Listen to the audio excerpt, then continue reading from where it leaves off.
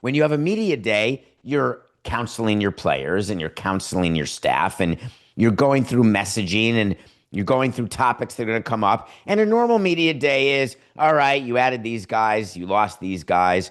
Do you miss Jimmy Butler? How's it going to go? Is it great to have Luka here for a full season? When are you going to retire LeBron? You know, the normal stuff. The clip joint, there's nothing normal about them, as you would imagine, because media day was always going to be about what's going on with salary cap circumvention. What's going on with Steve Ballmer and the company aspiration? What's going on with this fraud? What's going on with this investigation? And who in the hell is Pablo Torre?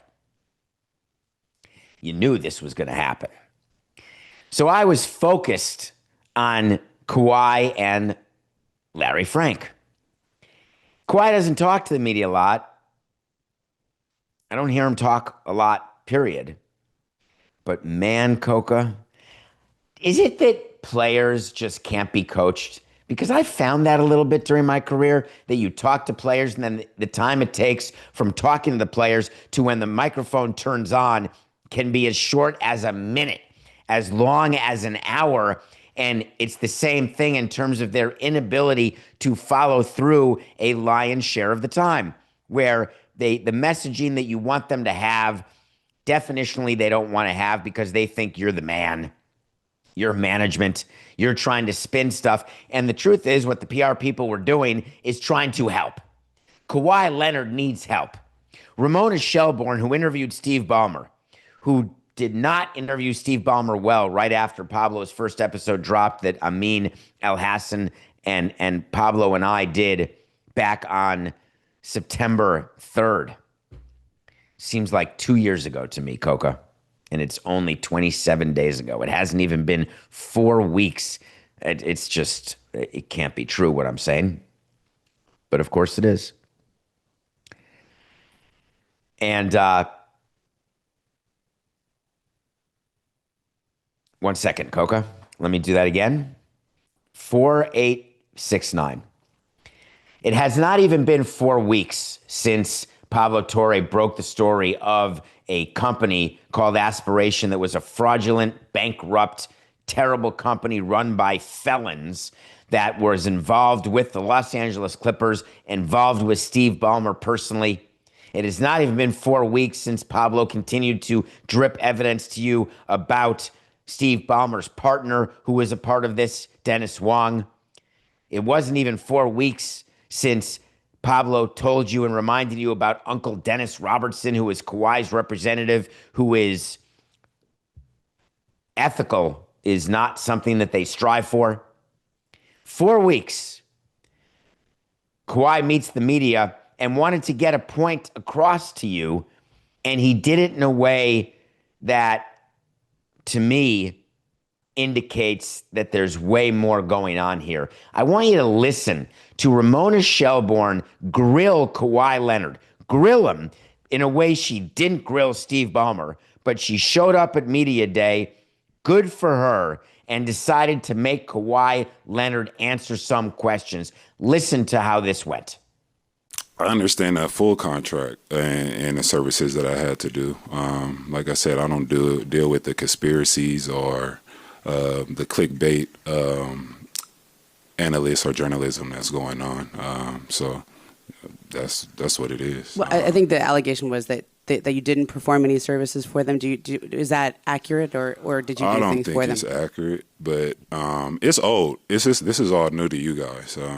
The company went bankrupt a while ago, so we already knew this was going to happen. So, you were named as like the largest creditor in the bankruptcy filing, right? Did you actually get the money that was owed to you in the contract, or? No. But the company went belly up. It was frauded, as everybody knows. If you want any more questions or more details about that company, you can either ask the owner or whoever else is involved in the fraud that went on. Right. I think they said they owed you $7 million or something, right? I'm not sure. I gotta look back at the books, but no, it's more than that for sure. Do you have any idea of how much you actually made on that? No, it was like 2, 3, 4 years ago. let me just start by telling you that Kawhi is lying to you there. And it is not even a question. I've been around players for decades. The players keep track of every dollar. Let me start by that. Ramona knows better because Kawhi Leonard is not the largest creditor.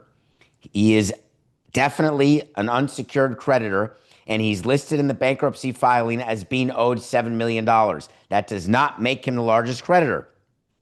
It is impossible for me to believe that Kawhi Leonard does not know how much money he's owed because players tend to know these things. I said the same thing about Ohtani.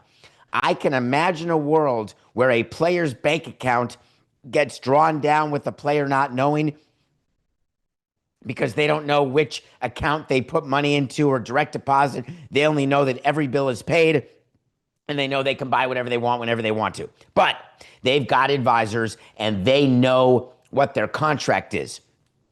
There is not one player who does an endorsement deal and then says, I'm sorry, what do I get paid for that? Doesn't work that way. They know it down to $500. When you sign a $28 million endorsement deal, you are aware that it's $28 million and you sure as hell know what you're owed. So when you're asked, hey, did you do anything for that money? He said, I don't know. I think so. Don't exactly remember. I'm buying it. Players don't remember. Did they stop at a car dealership? Did they film a commercial? Did they like a tweet, which they never did? Did you forward a tweet? Did you do anything? I can imagine. I'll give him the benefit of 69 doubts that he may not remember whether it was a no-show deal or not, well, he'd know that, whether he actually did something or not, which he didn't. But don't try to tell me that you don't know the amount of money you're owed, because believe me, the people who take a cut of that money, Uncle Dennis, the people who are your representatives and agents, they know exactly how much money, and they go to you and remind you, hey, you're owed $7 million, $14 million, $21 million, whatever the number actually is. And for him to say, I've got to go look back at the books, that's not what players do. When you sign it, it's his only and biggest endorsement deal. More money than New Balance. His shoe deal. Oh, I can't remember. I don't know what I did. All right, fine. I can't remember what I'm getting paid. Give me a small break. It's just not credible. Now, he's stuck to the talking points. It's critical to let everyone know this was fraud. They went belly up. Not relevant, Kawhi.